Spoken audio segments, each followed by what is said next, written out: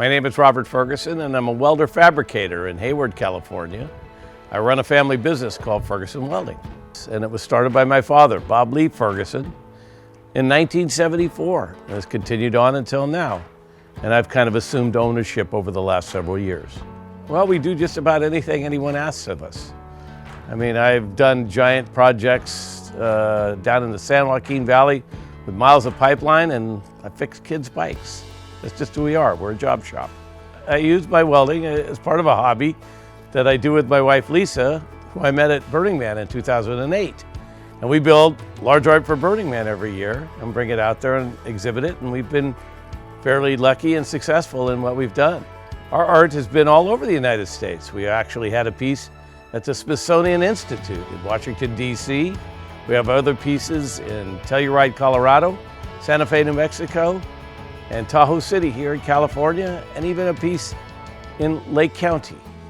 Our sculptures are fairly unique. I don't think anybody's ever seen anything like what we've done. It's really about using pennies in different ways to accentuate the exterior of an animal, like feathers on an eagle, which we've done. We've actually developed a process where we use the pennies to simulate the hairs on a bear, so it looks almost realistic from afar.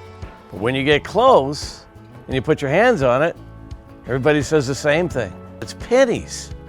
Kids love it, adults love it. Everybody seems to really get into it.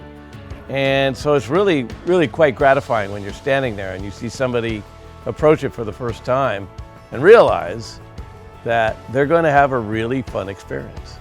The struggle is mostly about, opportunity, and you want opportunities to continue to make art. But right now they get thin because everybody's kind of, pulling their chips in and not really wanting to expand out much. We've had our Burning Man art canceled for this year. We've had other projects that have been put on hold.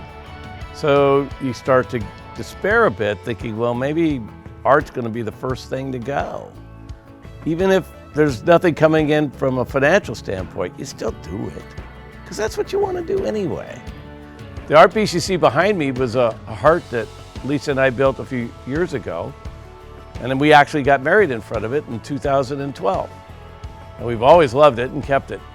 When all this came down with the pandemic and people kind of needing a little symbol of hope, we decided it'd be neat to put it out on our back lawn and light it up at night and kind of give somebody something to look at. Digging deeper really means that you may have to find another solution to a problem that you've always had and you always had a solution to, but that one's not working anymore.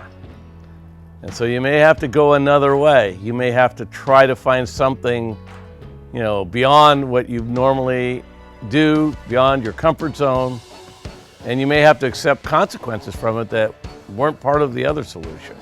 The positive outcome that you might see is that it may illuminate other things that you hadn't counted on. You may see things differently. You may be able to do things differently. You may treat people differently.